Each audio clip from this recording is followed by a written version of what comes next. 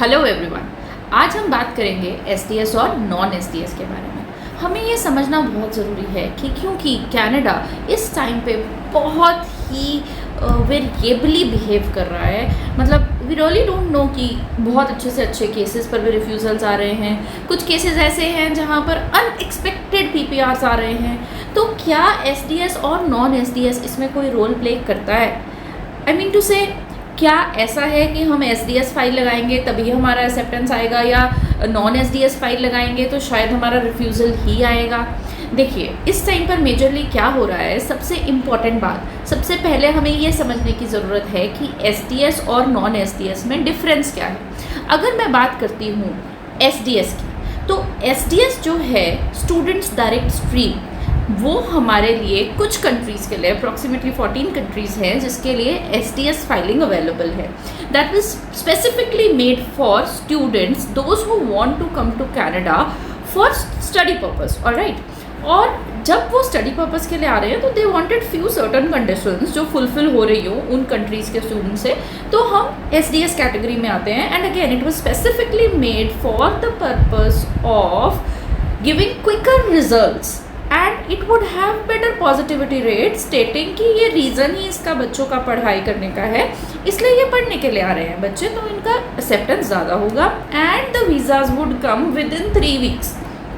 सो अगर हम 2020 से पहले की बात करें, pre covid era, SDS cases के रिजल्ट्स बहुत ही क्विक थे। तो उसमें वो जो कंडीशंस चाहते थे कि फुलफिल हों, first thing is your IELTS exam.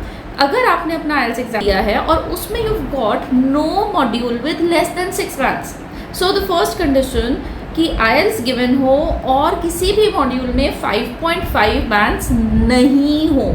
तो अगर 5.5 बैंक्स नहीं हैं और आप 6 अबव इन एवरी मॉड्यूल लेकर आ रहे हो, तो आपकी फर्स्ट कंडीशन फुलफिल होती है एसडीएस कैटेगरी के लिए। सेकेंड कंडीशन, आपको 1 साल की फीस पूरी की पूरी पे करनी है। आपके पास हाफ ईयर की फीस, दैट इज 6 मंथ्स की फीस पे करने का भी प्रोविजन है, बट आपको 1 ईयर की फुल फीस अगर आप पे करते हो तो that gives them a surety कि हाँ, ये पढ़ने के लिए जा रहा है बच्चा, this is not for just like that purpose. Because Canada checks कि जो भी हमारे पास वीज़ा फाइलिंग के लिए स्टूडेंट्स आ रहे हैं, जो भी हमारे पास केसेस आ रहे हैं, they should be genuine students. इसी वजह से जो हमारे पास एक सब क्लॉज में रिफ्यूजल रेट आता है, उसमें ये आता है that the student will not leave the country after the end of stipulated period of stay. वो तभी आता है जब उन्हें ये नहीं फील आता कि बच्चा इज अ जेन्युइन स्टूडेंट। तो आपकी दूसरी कंडीशन ये कि बच्चे का 1 ईयर का फुल फीस पे हो, और तीसरा उसके पास एक्सपेंसेस के लिए गारंटीड इन्वेस्टमेंट जीआईसी, जिसको हम बैंक्स में कराते हैं। आपका जैसे स्कॉटिया बैंक में होता है, आईसीआईसीआई बैंक में होता है, सीआईबीसी बैंक में होता है। आपके लिए जीआईसी के डिफरेंट बैंक्स पर एक वीडियो सेपरेटली मैंने और अभी बनाई है, और आपको मैं जल्दी ही वो वीडियो भी पब्लिश हो जाएगी। तो जीआईसी जो है हमारा, वो हमने पे किया हो $10,000, जो कैनेडियन गवर्नमेंट ने फिक्स किया है कि $10,000 आपके पास होने चाहिए, जो कि आपके लिविंग एक्सपेंस के लिए होंगे। तो बेसिकली वो जो आपका जीआईसी रहता है, वो आपका for the period of 12 months आपका एक्सपेंसेस बियर करेगा। तो अगर ये 3 कंडीशंस फुलफिल हो रही हैं, तो आप एसडीएस कैटेगरी के लिए एलिजिबल होते हो। और इनमें से कोई भी एक नहीं होती है। फॉर एग्जांपल, आपने जीआईसी पे कर दिया, फुल ईयर की फीस पे कर दी, बट आपने आइल्स के बजाय पीटी दिया, तो आप नॉन एसडीएस के लिए एलिजिबल होते हो। अभी तक मैं बात करी थी एसडीएस की, फिर आप एलिजिबल हो जाते हो नॉन एसडीएस के लिए। Non SDS means not students are extreme, which would mean longer duration of visa processing time.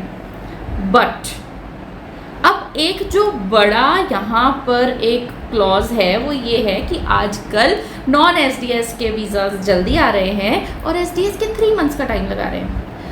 अगर आईआरसीसी की साइट पर हम वीज़ा प्रोसेसिंग टाइम की बात करते हैं तो वो 12 वीक्स का टाइम बोलते हैं, लेकिन वो जो 12 वीक्स हैं, वो 12 वीक्स एसडीएस के केस में लग रहे हैं और नॉन एसडीएस के केस में नहीं लग रहे हैं। तो प्लीज़ इस बात को समझिए, नॉन एसडीएस के केस में 12 वीक्स नहीं, अप्रॉक्सीमेटली 3 to 4 वीक्स में रिजल्ट आ रहा है। Strange but true. अब जिनको अपना वीज़ा प्रोसेस क्विक करना है, मतलब उनको जल्दी रिजल्ट चाहिए, तो क्या उनको नॉन एसटीएस में फाइल डालनी चाहिए? ये बहुत ही सब्जेक्टिव क्वेश्चन है और हर इंडिविजुअल पर डिपेंड करता है। उसमें वो अपने ग्रेजुएशन के, 10th के, 12th के सबके स्कोर्स देखे, ठीक है, और अगर वो स्कोर सब अप्रोप्रिएट लग रहे हैं तो बहुत हाई चांसेस हैं कि नॉन एसटीएस में भी आपका वीज़ा सक्सेस रेट आएगा। That is true. और हम ये चांस लेके देख सकते हैं क्योंकि within 3 to 4 weeks you would be able to know कि रिजल्ट एक्चुअली है क्या। बट करना है या नहीं करना है, that is purely decision based on you. इसका एक बहुत बड़ा लॉजिकल रीज़न ये है कि नॉन एसडीएस के मेजरली जो प्रोसेसिंग हो रही है वीज़ाज़ की, वो दिल्ली ऑफिस से हो रही है।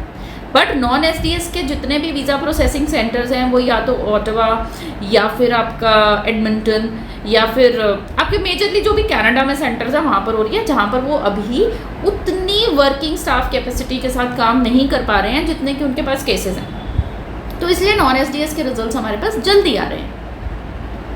बट क्या इसका मतलब ये है कि हमें अपनी फाइल नॉन एसडीएस में ही डालनी चाहिए और एसडीएस में नहीं? और दूसरा बहुत इंपॉर्टेंट क्वेश्चन, अगर हम ये 3 कंडीशंस ऑलरेडी फुलफिल कर रहे हैं कि हमने आइल्स दिया हुआ है, हमने जीआईसी भी पे कर दिया है, हमने 1 साल की फीस भी पे कर दिया है, क्या हम नॉन एसडीएस में अपनी फाइल डाल सकते हैं? इन सब के लिए एक अलग वीडियो है कि हम एसडीएस होते हुए भी, एसडीएस कैटेगरी के लिए एलिजिबल होते हुए भी नॉन एसडीएस में फाइल कैसे डालें। For that you would need to click the link given in the video which would talk about how to file your visa in non-SDS category even if you are eligible for SDS.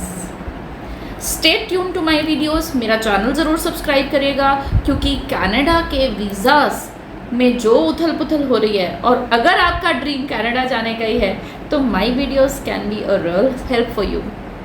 Switch to Prep Life Global. Click like button, subscribe button, the bell icon, and stay tuned.